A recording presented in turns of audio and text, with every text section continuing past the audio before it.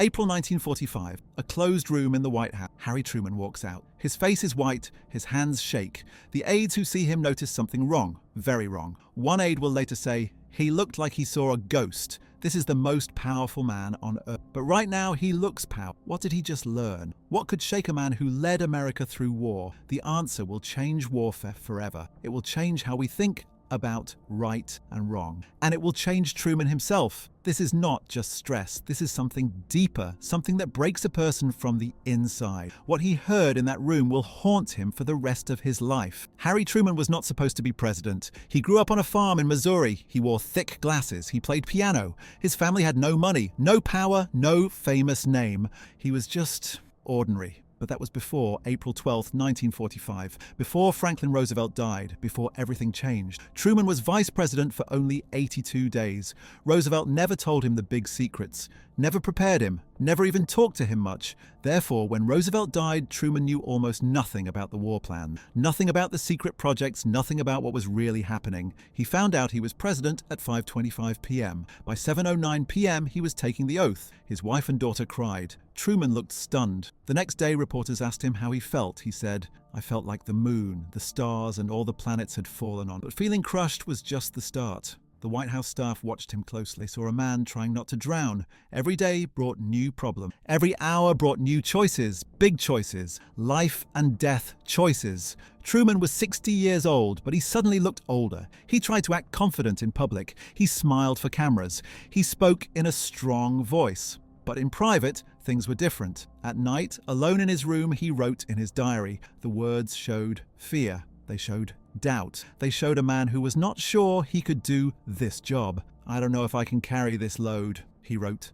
He was right to worry. The war in Europe was ending, but the war with Japan kept going. American soldiers were dying every day, thousands of them. Military leaders came to Truman with questions. Generals wanted answers. The country needed direction, but Truman had no training for this. Roosevelt had kept him in the dark. Therefore, Truman felt lost. He read reports late into the night. He met with advisors. He tried to learn everything fast, too fast. His secretary noticed he stopped eating full meals. He drank more coffee. He looked tired all the time. "The president seems overwhelmed," she wrote in a letter to her sister. Other staff members saw it too. The jokes Truman used to tell stopped. The easy smile disappeared. He walked differently, heavier, slower. Something was wearing him down. But the worst was still coming. In late April, his calendar showed a meeting, a secret meeting. Only a few people would be there. The subject, special project. Truman had no idea what it meant. Therefore, he asked his chief of staff. The chief of staff just said, "You need to hear this from them, sir."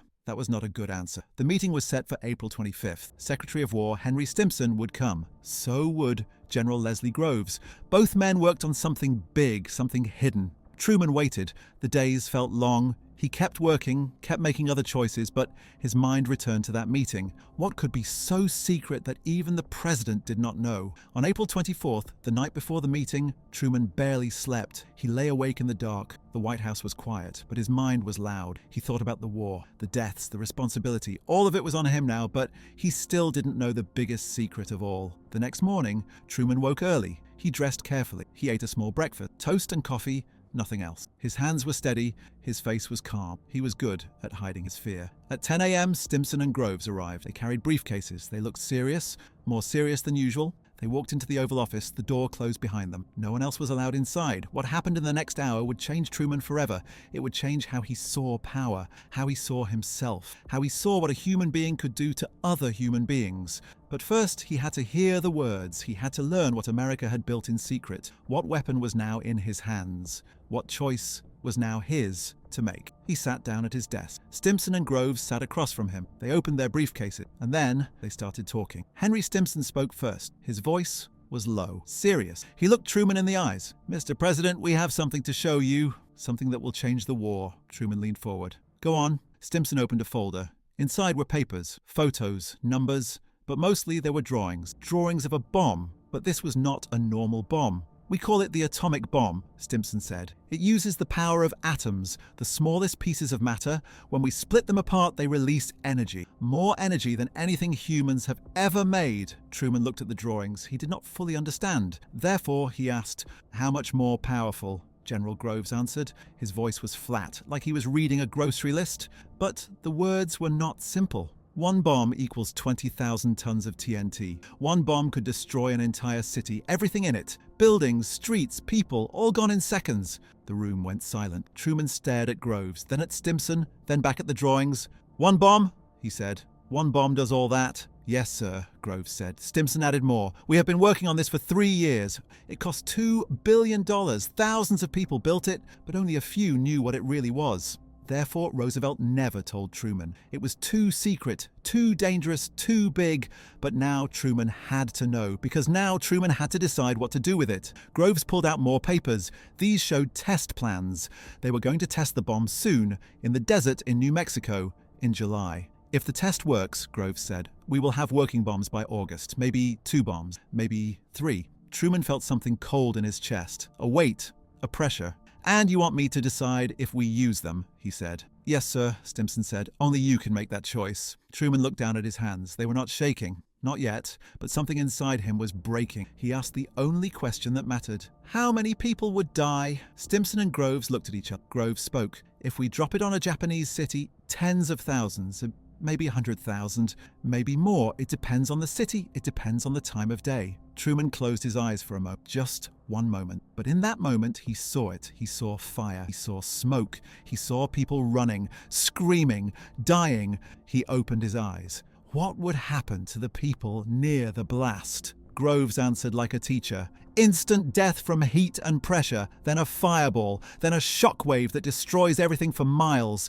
then radiation. The radiation kills people slowly, days, weeks, months. Therefore, even people who survived the blast would die later. Truman felt sick, his stomach twisted, his mouth went dry. But Stimson kept talking. Mr. President, we believe this weapon can end the war. Japan will see what we have. They will have to surrender. It could save American lives, hundreds of thousands of American lives. That was the key point. That was the reason. That was the justification. But it did not make Truman feel better. He thought about American soldiers, young men, boys really, dying on Pacific islands. He thought about their mothers, their wives, their children. But then he thought about Japanese mothers, Japanese children, Japanese people who had nothing to do with the war. People just living their lives. One bomb would erase them all. This is... Truman started to say something, but he stopped. He did not have words. Stimson leaned closer. Mr. President, this is the most powerful weapon in human history. It is terrible, we know that. But we also know what happens if we invade Japan. Millions could die, American and Japanese. The war could go on for years. Therefore, the bomb might be mercy, horrible mercy. But mercy, that was the argument. That was the logic. But logic felt empty. Truman stood up, he walked to the window, he looked out at Washington, at the streets, at the people walking, normal people living normal lives, but his life was not normal. He turned back to Stimson and Groves. Does anyone else know about this? Churchill knows, Stimson said. Stalin suspects, but the American people do not know. The Japanese do not know. Therefore, Truman held a secret that could reshape the world, and he held it alone. How long do I have to decide? Weeks, Stimson said. Maybe 2 months. The bomb will be ready soon. After that, the choice is yours. Truman nodded slowly. Leave the papers with me. I need to think. Stimson and Groves stood. They gathered some papers but left others. They walked to the door. Before they left, Stimson turned back. Mr. President, no one envies your position, but we trust you will make the right choice. And they were gone. Truman stood alone in the Oval Office. The papers sat on his desk. He looked at them but did not move. One witness said later, when I saw him that afternoon, he looked 10 years older. His eyes were different, empty. The briefing was over, but the breaking had just begun. That night, Truman could not sleep. He lay in bed. His wife, Bess, slept beside him, but he stared at the ceiling. His mind raced round and round, the same thoughts, the same images. Fire, smoke, death. 100,000 people, maybe more. One bomb. One choice. His choice. At 2 a.m., he got up. He walked to his study. He sat at his desk and opened his diary. His hand moved across the page. The words came fast, messy, full of feeling. We have discovered the most terrible bomb in the history of the world, he wrote. It may be the fire destruction prophesied in the Euphrates Valley era after Noah and his fabulous ark. He was comparing it to the end of the world, to God's wrath, to biblical fire. Therefore, he knew what this meant. This was not just a weapon. This was something that changed what humans could do, what they should do. But knowing that did not make the choice easier. Over the next days, Truman tried to focus on other work, other meetings, other decisions, but the bomb was always there, in the back of his mind, waiting. He met with military advisors. They showed him plans to invade Japan. Operation Downfall. The numbers were grim. If America invaded, 500,000 American soldiers might die. Maybe 1 million. Japanese deaths could reach 10 million. The Japanese will fight to the last man, one general. They will never surrender. We will have to take every island, every city, every house. Therefore, the war could last until 1946, maybe 1947, years more of death. But the bomb could end it in days. That was the argument Truman heard over and over. Use the bomb. Save lives. End the war. But every time he heard it, something in him resisted. Something deep. Something human. He wrote in his diary again, I have to decide Japanese strategy. Shall we invade Japan proper or shall we bomb and blockade? He did not mention the atomic bomb directly, but it was there, between the lines, in the silence. His advisors kept pushing. Secretary of State James Burns was the strongest voice. Mr. President, this weapon will show the world American power. It will end the war. It will save our boys. But Truman felt trapped. Every option was terrible. Invade and millions die slowly. Bomb and thousands die instantly. Choose death by inches or death by fire. Therefore, he was not really choosing how to end the war. He was choosing how people would die. That realization crushed him. His daughter Margaret visited him in early May. She later wrote about it. Father looked tired. More tired than I had ever seen him. He hugged me but said very little. He seemed far away. His staff noticed too. He stopped making jokes. He stopped playing piano. He ate less. He walked the White House halls at night, alone. One Secret Service agent said the president seemed haunted. But Truman could not talk about it. The bomb was secret. Therefore, his burden was secret too. He could not tell Bess, could not tell Margaret, could not tell anyone outside a small group of advisors. He was alone with the weight. In mid-May, he wrote a letter to his mother. He did not mention the bomb, but he wrote, all I can do is my best and leave the rest to the Almighty. He was already trying to give the choice to God, to history, to something bigger than himself, but deep down he knew the truth. The choice was his. Only his. By June, the pressure grew worse. The test date was set, July 16th, in New Mexico, at a place called Trinity. If the test worked, the bomb would be real. Not just theory, not just drawings, real, deadly, ready. Truman would have to decide soon after. He met with Stimson again.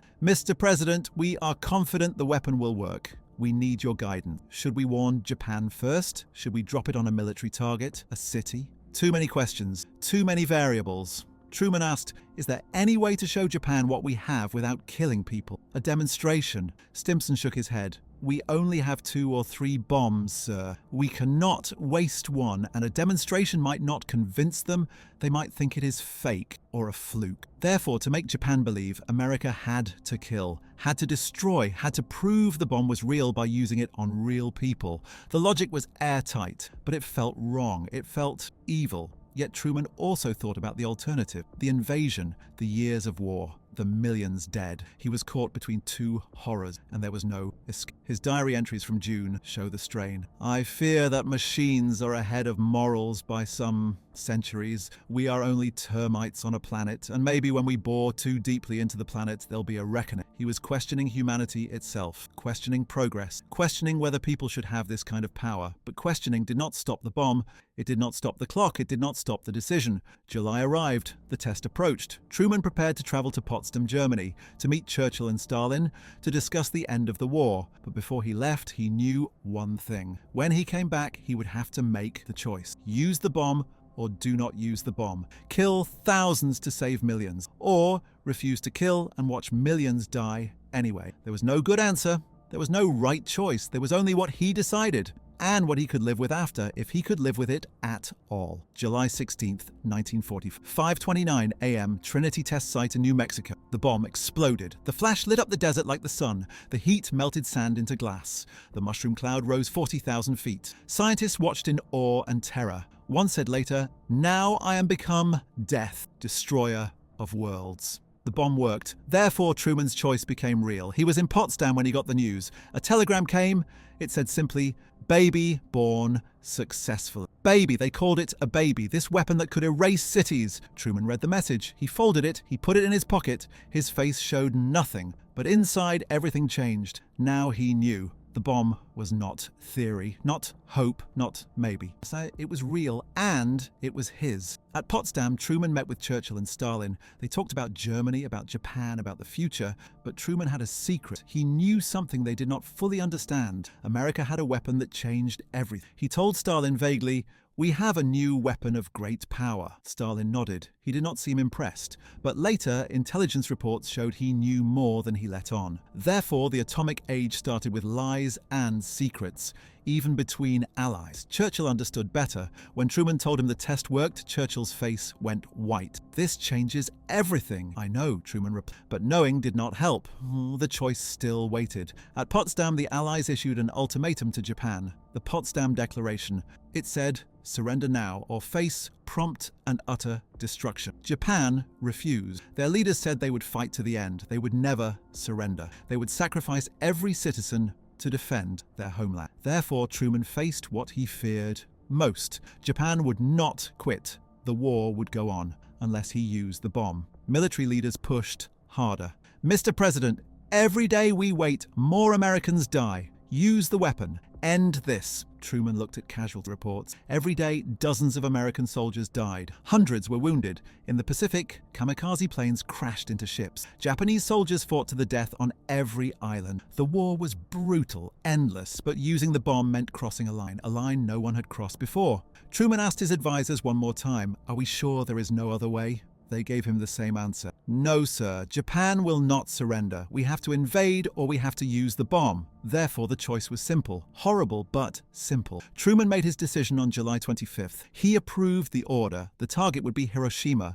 a city with military factories, but also 350,000 people. He wrote in his diary, "We will issue a warning statement asking the Japs to surrender and save lives. I'm sure they will not do that." He was already building his justification, already convincing himself. This was necessary. This was mercy. This was the only way. But his hands shook when he signed the order. Witnesses said he looked pale, distant, like part of him had left his body.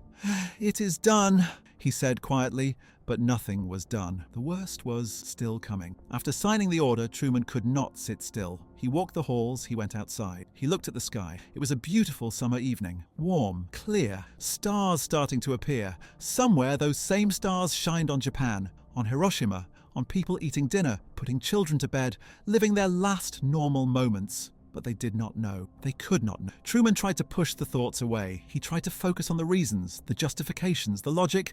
American lives saved. War ended. Mission accomplished. But late that night, alone again, he felt the weight fully. The crushing, suffocating weight of what he had done. He had just ordered the death of a city. He had just approved mass murder. That was what it was, even if generals called it something else. He tried to pray. But the words would not come. What do you say to God who just became death? Over the next days, Truman waited. The bomb was being loaded onto a plane. The B-29 bomber called Enola Gay. The crew was training. The weather was being watched. Everything moved forward. The machine was in motion, and Truman could not stop it now, even if he wanted to. On August 5th, the final order came. Weather was clear. The mission was set for the next day, August 6th. Truman went to bed that night knowing tomorrow would change the world, would change him, would change what it meant to be human. He closed his eyes, but sleep did not come easy. In the darkness, he saw fire. He heard screams. He felt the weight of 100,000 souls. But morning would come anyway, the bomb would drop anyway, the city would burn anyway, because he said yes, because he signed the paper, because he made the choice, and now he would have to live with it forever. August 6th, 1945, 8:15 a.m. Hiroshima time. The bomb fell. In 43 seconds, it dropped from 31,000 feet to 1,900 feet. Then it detonated. The flash was brighter than 1,000 suns. The temperature at the center reached 7,000 degrees, hot enough to vaporize human bodies, to turn people into shadows on walls. The blast wave moved at over 1,000 miles per hour. It flattened buildings for miles. It threw bodies like toys.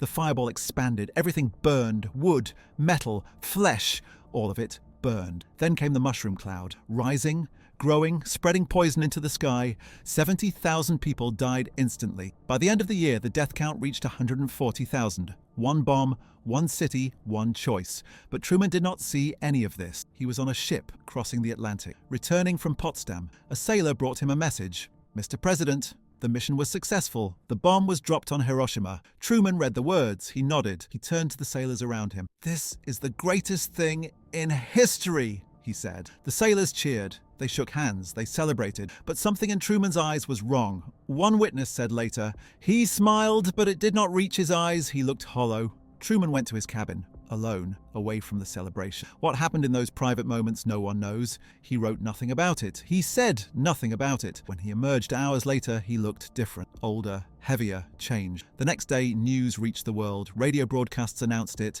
Newspapers printed huge headlines. Atomic bomb hits Japan. Americans celebrated. The war might end. Their sons might come home. Victory was close. But in Hiroshima, people wandered through ruins. Burned, dying, searching for family members who no longer existed. The two realities could not be more different. Truman issued a public statement. He explained the bomb. He justified it. He said it saved lives. He said Japan was warned. His words were strong, confident, presidential. But people who knew him saw through it. His press secretary said, "The president seemed to be convincing himself more than the public." On August 9th, a second bomb fell on Nagasaki. 70,000 more dead. Japan surrendered on August 15th. The war was over. Truman won. America won. Therefore, history would call him a hero, a leader who made the hard choice, the right choice. But Truman did not feel like a hero. In the days after Japan surrendered, he should have been happy, relieved, proud. Instead, he was quiet,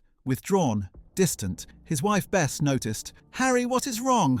We won. It is over." He looked at her. "I know. But the cost—" He did not finish the sentence. He did not need to. Bess understood. She held his hand. She said nothing. What could she say? Truman's diary entries stopped for weeks. He wrote nothing, as if words could not capture what he felt. When he finally wrote again, he said, "I hope that we never have to use such a terrible weapon again." Hope. That was all he had. Hope that this power would not be used again. Hope that the line he crossed would not be crossed again. But he knew the truth. The line was gone now. He erased it. The bomb existed. The knowledge. The precedent existed. Therefore, the world would never be the same, and neither would he. In September, Truman returned to normal presidential duties. He signed bills. He met with Congress. He smiled for cameras. But his staff saw the change. He was not the same man. The energy was gone. The humor was gone. The lightness was gone. "The president carries a weight now," one aide wrote. "You can see it in how he walks, in how he speaks, in how he looks at nothing, like he is somewhere else." Where was he? He was in Hiroshima, in Nagasaki,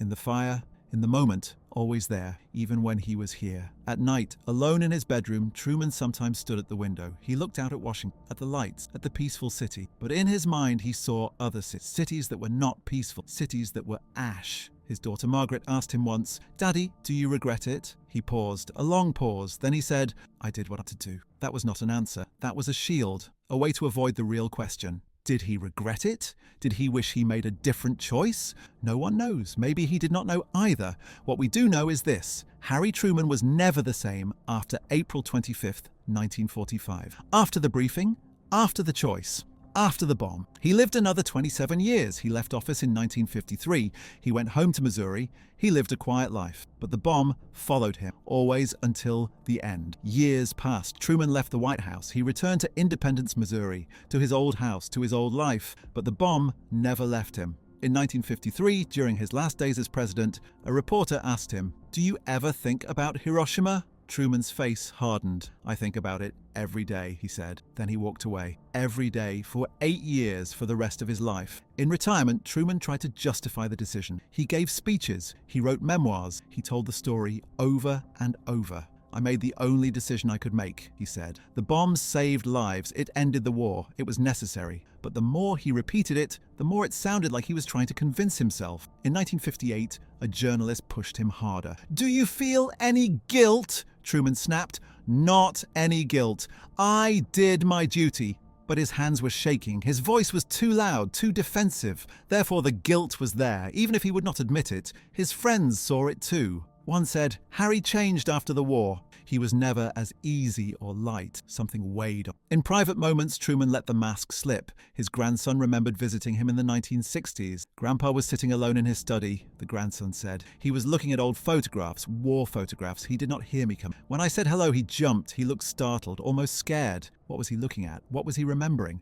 We can only guess, but the answer seems clear. He was back there in 1945, in the moment, in the choice. the choice that never really ended. By the 1960s, the world had changed. The Cold War was in full swing. America and the Soviet Union both had atomic bombs. Hundreds of them, thousands of them. The arms race had begun, and it all started with Truman's decision. Therefore, he was not just responsible for Hiroshima and Nagasaki, he was responsible for opening Pandora's box, for showing the world what nuclear weapons could do. In 1963, President Kennedy was killed. Truman watched the news in horror. He cried. Someone asked him why he was so shaken. Kennedy was not family, just another president. Truman said, "I know what it feels like to carry that weight, to make choices that haunt you. Oh, I would not wish it on anyone." He was talking about more than Kennedy. He was talking about himself. In 1965, Truman's health declined. He was 81, old, tired, worn down by time and memory, but even near the end, the bomb was with him.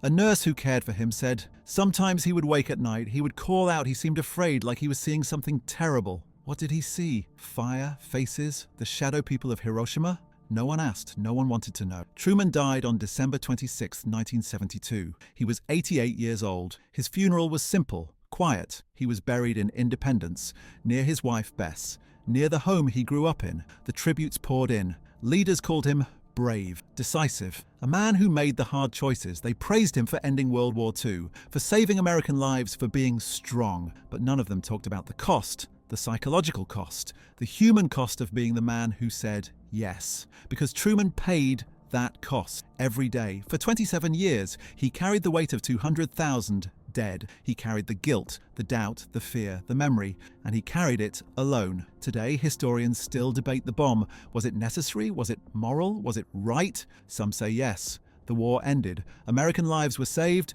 Japan would never have surrendered. Others say no. The bomb was too much, too cruel, too final. Other options existed, but all of them agree on one thing. The decision broke Truman. It changed him. It haunted him. It never let him go. Therefore, his story is not just about power. It is about the cost of power, the price of being the person who decides who lives and who dies. Truman was an ordinary man thrust into an impossible situation. He did what he thought was right, what his advisors said was necessary, but right and necessary do not mean easy. They do not mean painless. They do not mean free of consequences. Truman lived with those consequences every day, in every quiet moment, in every nightmare, in every memory that would not fade. The bomb that fell on Hiroshima fell on him too, not physically, but psychologically, emotionally, spiritually.